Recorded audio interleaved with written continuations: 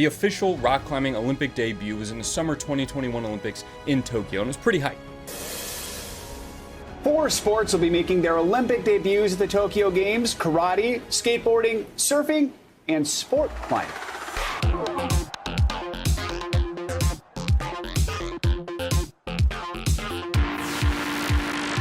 Pretty cool, right? Rock climbing finally getting the respect it deserves, except not really. The event kind of sucked, to be honest. I don't mean to be that guy, but everybody's thinking that the event was terrible. Underarm to overarm to squeeze in. It would be significant.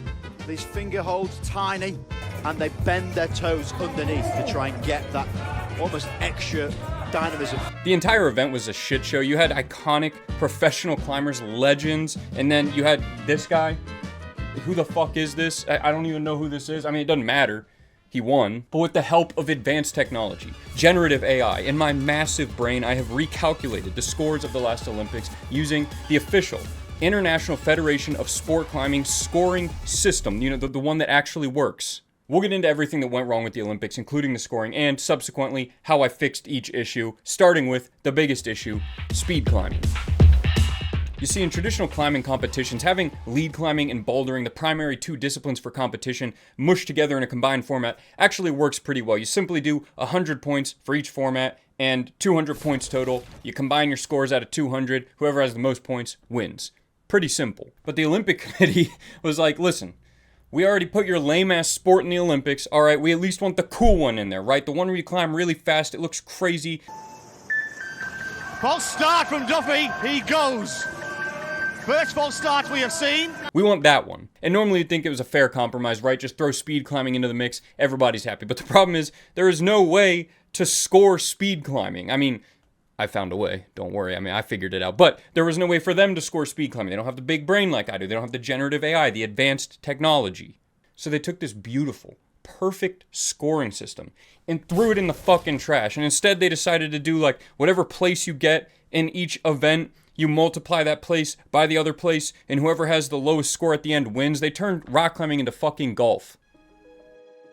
So I not only corrected the scoring system for the entirety of the Olympics so we can see who actually won, but also I decided to redo the scoring without speed climbing to see who actually climbed the best with like actual rock climbing.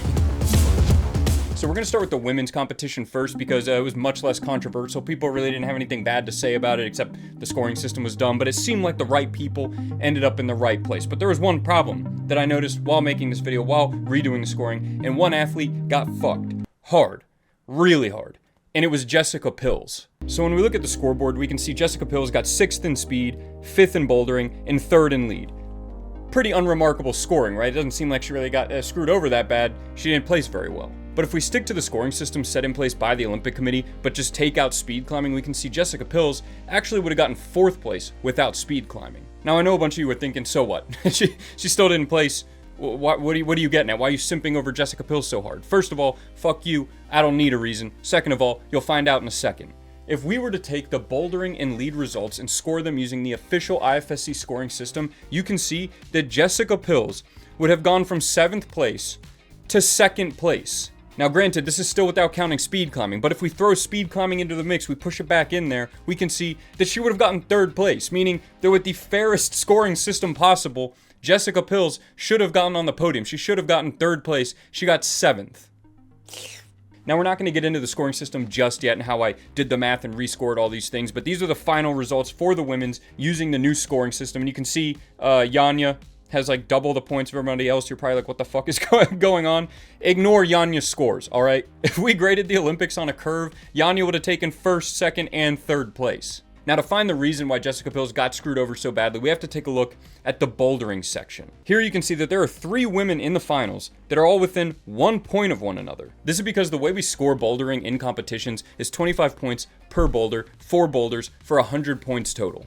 The first attempt on every boulder is free. Every attempt after that is gonna cost you, all right? Negative 0.1 points per attempt. And the only reason this point penalty exists is in the event of a tie where, like, say 2 people both top all 4 boulders and end up with 100 points. And you'd be like, okay, one of them topped all 4 boulders in 4 attempts. The other one topped all 4 boulders in 5 attempts. So they used up 1 extra attempt. So their total score would be 99.9 therefore taking second place. And not to get into the nitty-gritty of this, but this literally only affects a tiebreaker scenario. Like, it would take 50 plus failed attempts on the bouldering section for this to affect your placement at all. So what happened to Jessica was you had 3 competitors, her included, who were all within 1 point of each other. They basically all tied, competed exactly the same in the bouldering section, but one of them had their score multiplied by 3, and Jessica had her score multiplied by 5. So even though the 3 of them performed almost exactly the same on the bouldering section, they got completely different scores, and then Jessica went on to stomp these 2 in the lead section, but it didn't do shit because she was already destined to get 7th place. So to summarize the women's Olympic finals, we can look at our final scoreboard. In first place, we have Janja Garnbret, which, big fucking surprise, you could throw acid in her face, she'd still make the podium. Not a huge jump here, but in second place is Akio Noguchi, who was originally in third place, so she actually earned second place. And the big shocker is, with the combined format, the fairest scoring system possible, Jessica Pills takes third place. Now you might be thinking to yourself, what a shit show, right? This thing seems like a complete clusterfuck. That's not even bad. All right, we haven't even gotten into the bad stuff yet. That's just the women's final. People weren't even complaining about that. Let's get into the men's final. What can I say about the men's Olympic finals that hasn't already been said about Yo Mama? It dry, depressing, overhyped, and dumb as shit. Now, this men's final had a stacked roster, right? Iconic names like Adam Ondra, Jakob Schubert, and Tomoa Narasaki, and none of them lived up to the hype. But before we continue getting into the abomination that was the rock climbing debut in the Olympics, a quick word from this video's sponsor, Rungna. For those of you that don't know, Rungna is a rock climbing apparel company that also makes the world's greatest chalk. Magdust is consistently rated year after year as the world's leading best rock climbing chalk, in my opinion. Now, anyone who watches this channel knows I talk about Rungna, sorry. I talk about Rungna and their chalk all the time, mostly because they pay me to. But even before they paid me to, I did an honest review. Before I knew anybody who worked there, before I knew anything about the company, ranked every chalk, and this was by far the best chalk, and that's actually how I got sponsored by them. Full honest opinion though, no jokes aside, or all jokes aside, everything like that. This is the greatest chalk that exists. And now not only can you get the greatest chalk in the world, but you can also get the world's greatest chalk bag. The Church of Dinology chalk bag has just been dropped. It's covered in dog hair. Wait. It's actually a chalk bucket, I misspoke. But still, if you're a fan of the channel and you need a chalk bucket and you need chalk, head to the Rungni store, get a chalk bucket, get some chalk, Church of Dinology chalk bucket. We also have t-shirts.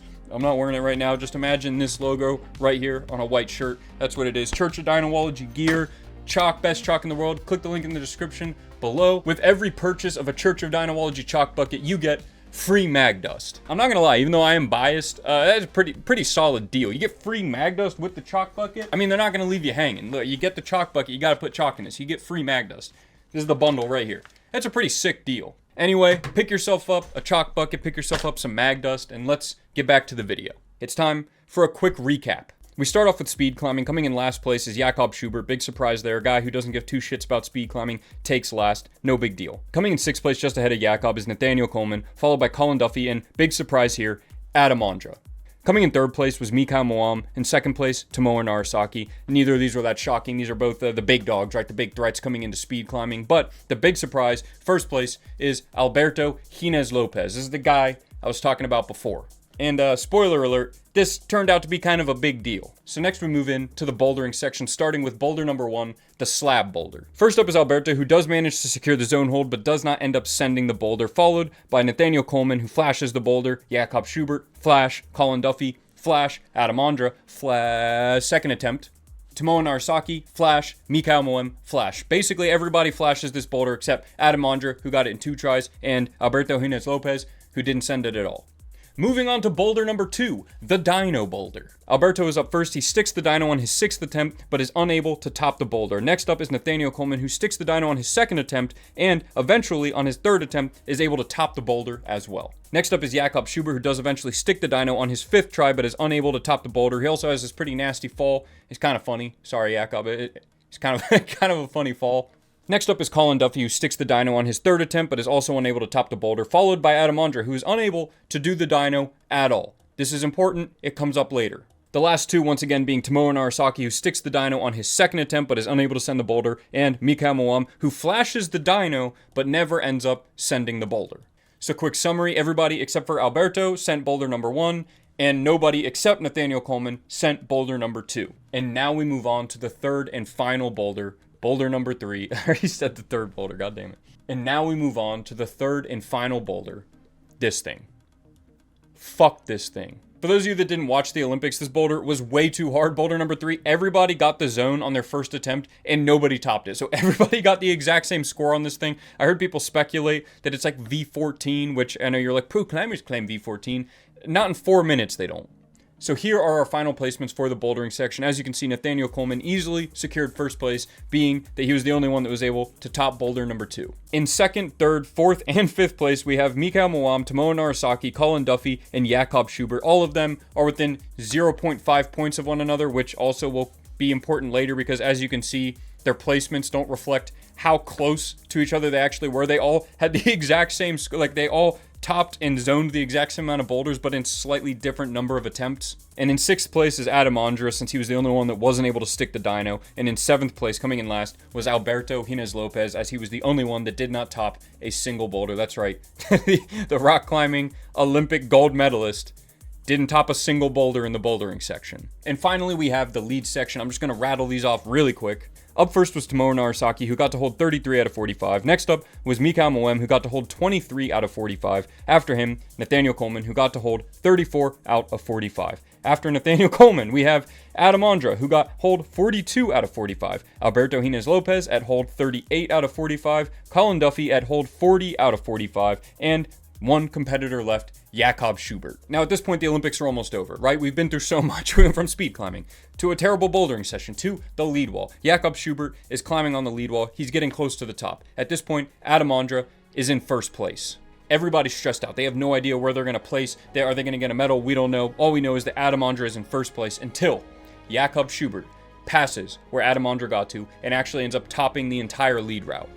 Now, you're probably thinking, oh my God, Adam Ondra's in first place. This guy passes him, tops the route, bumps Adam Ondra down to second place, and takes first place for himself. If that's what you're thinking, you're stupid and you don't know how to do math. Everybody knows if you're in first place in a competition and somebody passes you, you get 6th place. That's right, Adam Ondra got bumped from first place to 6th place. And then you would think the guy that knocked him off his throne to take first place would also, or be in first instead. But no, Jakob Schubert actually got himself 3rd place. I'm starting to think that the Olympic Committee is not a group of mathematicians.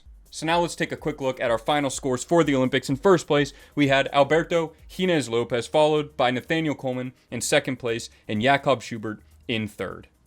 Now is the moment you've all been waiting for. The official rescoring of the Olympics to see who actually should have won. There's going to be a lot of math here, just so you guys know. So if you just want to skip to the part where we talk about where people placed, I'll put timestamps in here. It's going to cut right now and then go to when I'm done talking about all the math. But anyway, let's get into the scoring. So we're actually going to start with lead climbing and work our way backwards. It'll make sense in the end. But anyway, the way lead climbing works is you have around 45 holds on a lead route, right? The first 6 holds are just to clip in, right? To get to your first clip. So hold number 6, when you finally make contact, you clip in and you get hold number 6 is 1 point.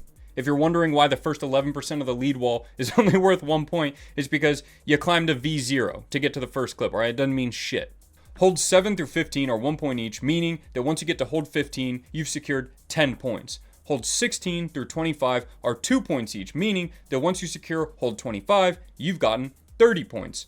Holds 26 through 35 are 3 points each, meaning that once you secure hold 35, you've gotten 60 points. And holds 36 through 45, these are the big dogs, these are 4 points a pop, meaning that hold 45 is worth 100 points. This is the official IFSC scoring system, by the way. I did not make this up. This is how they score lead climbing, right? This is how you get your 100 points. The higher up you get on the wall, the more points you get. It kind of makes sense. So now that you know how we're going to score the lead section, we're going to get into the bouldering section. This is where things get a little fucky. All right, this is kind of wild. But anyway, typically, as I said before, there are 4 boulder problems in a competition, all 4 of them being worth 25 points a pop, 100 points total. 1/3 of the way up each boulder is a bonus worth 5 points. 2/3 of the way up each boulder is another bonus worth 10 points. And 3/3 of the way up, which we call the top, is 25 points. Now this is where we run into our first, god damn it. Now this is where we run into our first problem. There were only 3 boulder problems in the Olympics, not 4. So if we do 25 points a boulder, we only have 75 points total, meaning it's not as valuable as the lead climbing. Thankfully, there's an easy fix for this. Each boulder is now worth 33.333 repeating points. But this now creates a new problem, that the bonuses are worth too little now. 5 and 10 points isn't very much out of 33.3 repeating points. So another fix, I guess, would be to take 20%, which is the first bonus hold, and 40%, which is the value of the second bonus hold, and just apply that to 33.33333333333333333333333. And this would be all well and good if it weren't for the other big problem, which is that they didn't have 2 bonus holds. They just had 1 zone hold. So how are we supposed to score that 1 zone hold if we don't have the 2 bonus holds? So this is where things get complicated. This is where we have our first score break. This is where I'm going to be splitting into 2 separate scoring categories for the entire Olympics, okay? Basically, since the zone hold is halfway down the boulder problem, like right down the middle, and the 2 bonuses are 1/3 and 2/3 of the way up, why not just split the difference? And instead of 20 or 40%, we just say that the zone is worth 30% of the value of the boulder, which in this case would be 10 points. But then I thought this seems too low, right? 10 points total for the zone, or 33.3 repeating points for the top. That's a pretty big gap. So why don't we do 40% instead and make it 13.3 repeating points? There's a lot of math going on, all right? So, God, this is so much math. I basically did all the math, every scenario, every outcome using both of these scoring systems. We all right?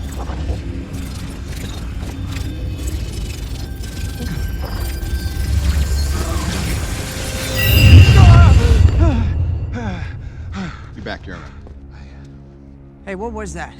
Went forward in time to view alternate futures, to see all the possible outcomes of the coming conflict. How many did you see? 14,605,000. How many did we win?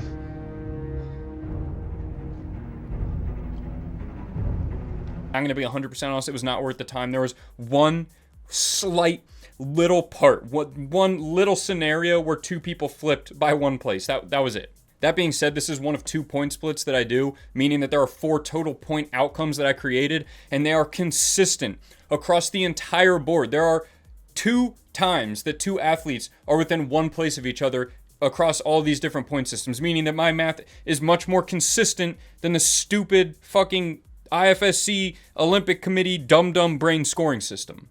Oh God, okay. Now we're moving in to the speed climbing section.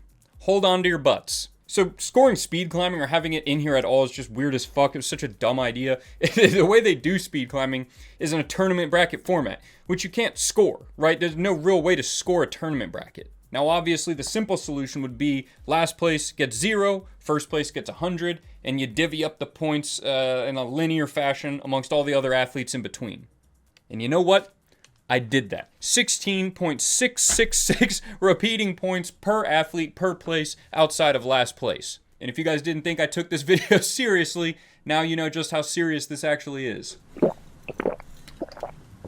Now this is where our next point split comes in, because I thought it was really stupid that getting last in speed climbing would get you 0 points and that getting first would get you 100 points. First of all, none of these athletes are professional speed climbers. They're all professional regular climbers. So who's to say that their performance warranted them getting 100 points? To get 100 points on lead, you have to top the entire wall. To get 100 points in speed, you just have to not fall. Now, some of you might not agree with me on this, but what I decided to do was take the average of last place for both bouldering and lead and the average for first place for both bouldering and lead and make those the bottom and the top of the range for speed climbing and divvy up the points in a linear fashion amongst all the athletes in between. Now, I did do a little fuckery with it, I'm not gonna lie, but basically what it came out to was so nice mathematically. It was basically last place gets 30 points, first place gets 90 points. And it just worked out that there's 10 point increments right in between. I swear it just worked out that way. It wasn't because I was tired of doing the math. It worked out that way, okay? Okay, so now that you know all the math and you know what the 2 different scoring systems are, and now which leads to us having 4 scoring systems with combinations of all of them, it's time to get into the results. The results are absolutely wild. I know when you hear all the math, it sounds like ridiculous or like I'm just doing some weird shit, but genuinely, this is much more fair and accurate to their performance than the actual scoring system they did. Like, they did not do these athletes justice at all. Just so you guys can see before I get into it, I have so many notes on this. I have a chart for women's and men's, all this shit like that. Like, it's crazy. So, without further ado, the final Olympic standings are coming in 7th place, Mikhail Mawam. Consistently, no matter how you blended scoring systems or which ones you picked, Mikhail always comes in last place, which might seem a little shocking, right? I mean, this dude got 3rd place in speed climbing and 2nd place in bouldering. It seems a little weird dude to come in dead last, right? But you have to remember, he was part of that pack, right? That pack of dudes that were all in the middle in the bouldering section that basically all got the exact same score. So him getting 2nd place in bouldering was fair, but it wasn't a substantial lead. His 2nd place put him 0.5 points above 6th place. And on top of that, he barely, and I mean literally just by the smallest margin possible, made it halfway up the lead wall. Now this is where things are going to get juicy, right? Things are going to get a little spicy here. Coming up in 6th place, second to last, we have our silver medalist, Nathaniel Coleman. Now, this one was pretty shocking to me as well, because when I was doing the math, I was like, this makes no sense. Nathaniel Coleman got 1st in bouldering. Like, if he got 1st in bouldering, there's no way he's going to come in 6th place. But you have to remember, the only reason he got 1st was because he got a top over a zone on one boulder, which is great and all, but it's like a 20-point lead, which 20 points can only get you so far. And I mean this in the nicest possible way, trust me, but Nathaniel Coleman got absolutely pooped on in the speed climbing and the lead climbing. You kind of forget that when you see how well he did in bouldering, but he didn't do too hot on the other ones. Coming up next in 5th place, we have another one of our medalists, Jakob Schubert. Now, this one might seem equally as surprising as Nathaniel Coleman, right? He'd got 1st place in lead climbing, so it's like, once again, how does he come in 5th place if he got 1st in lead? But you have to remember, he got dead last in speed climbing, kind of balances out the 1st in lead, right? Puts him smack dab in the middle, and then 5th place in bouldering, kind of pulling him even further back to the poopy side of the leaderboard. And this is where you can clearly see how the Olympic Committee's scoring system heavily favored getting 1st place in an event, which you might say, maybe you like that. Maybe you think that's a cool system, that 1st place in bouldering, 1st place in lead, and 1st place in speed each got a medal, which seems like maybe was the point that they were going for. Now, me personally, I think that's stupid, because the whole point is it's a combined format that you have to do well in all. If you get 1st in one thing, it doesn't mean that you should be able to get 0 points, come in dead last in another event, and still deserve a medal because you got 1st in one of the other events. You're supposed to be good at all of them, which brings me to our next competitor. Coming in 4th place in the actual Olympic finals is Colin Duffy. Now, originally, Colin came in dead last, which is dumb as fuck, because Colin performed pretty average in everything, right? And by average, I mean amongst Olympic contestants, but still, he pretty much consistently placed right in the middle. So why would he be all the way in the bottom? Well, it's because their scoring system makes no sense. I mean, if you think about it, Colin got the 3rd highest on the lead while being beaten by Jakob Schubert and Adam Ondra. Two, literally the best lead climbers in the world were the only two that were able to beat him. Not to mention, in bouldering, the only reason he got 4th place was because he was part of that giant cluster, the man cluster that we talked about, where everyone got the exact same score. So even though he got 4th, he basically tied for 2nd. And then he, of course, performed slightly below average, getting 5th place in speed climbing, which is why he's brought down to 4th place. Now it's time for our podium placers. These are the athletes that won the medals, the best of the best. And this is where things get a little complicated, unfortunately. 2nd and 3rd place all comes down to which scoring system you use. If you decide to use the 0 to 100 speed climbing scoring system or the 30 to 90. If you prefer the 0 to 100 speed climbing scoring system, then in 2nd place, the silver medalist is Tomoa Narasaki, followed by Adam Ondra in 3rd place. That's right, Adam Ondra and Tomoa Narasaki both should have made the podium. Not only that, but if you use the other speed climbing scoring system, the one that I think is more fair, the only change it makes across any of these combined scoring systems, the only change is that Adam gets 2nd and Tomoa gets 3rd. That's the only changes in scores that happens at all across all of these. So whether you disagree or agree with any of my scoring systems, they are all completely consistent no matter how you mix and match them, except for the speed climbing scoring system swapping Adam and Tomoa for 3rd and 2nd place. And by far the biggest surprise of this entire thing is that no matter how you do the math, which I kind of kept this to myself, but there were actually 8 lists total, but one of them was completely useless. So I just cut out all 4 of those options.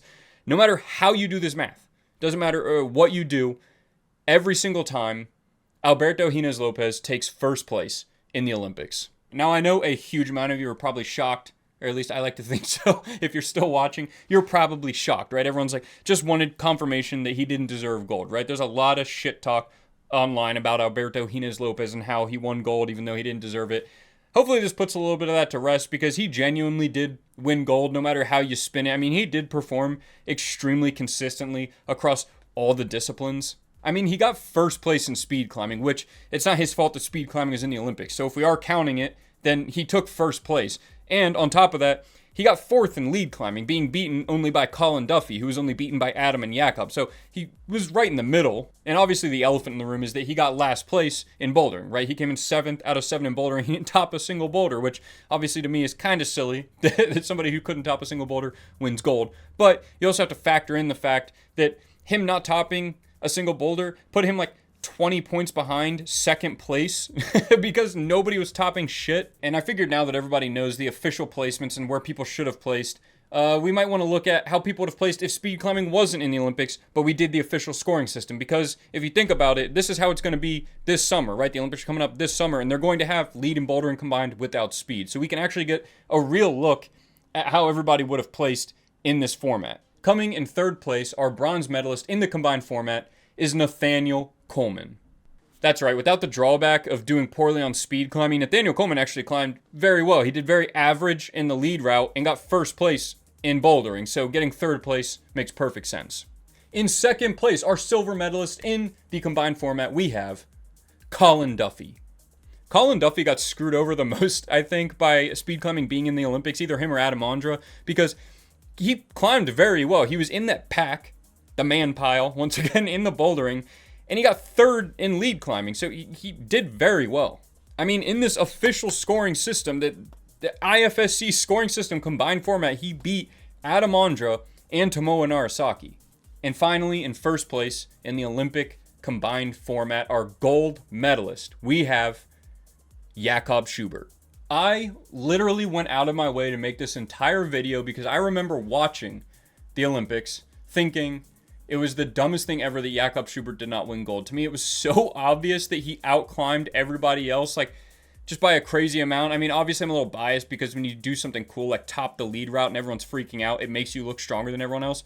But he was stronger than everybody. He did better than everybody else. The only reason Jakob got bronze and not gold was because he sucked ass on speed climbing, which just makes me like him more, I'm being honest. So for those of you that want a good idea of how the competitors might place in this upcoming Olympics, maybe you think, Jakob wasn't going to do very well because he got bronze last time. Well, now you know he actually got gold. So if he's going into the lead in bouldering, he is actually the favorite in the lead bouldering combined format. I don't know if they have like fucking DraftKings for rock climbing or Europeans. Do Europeans gamble?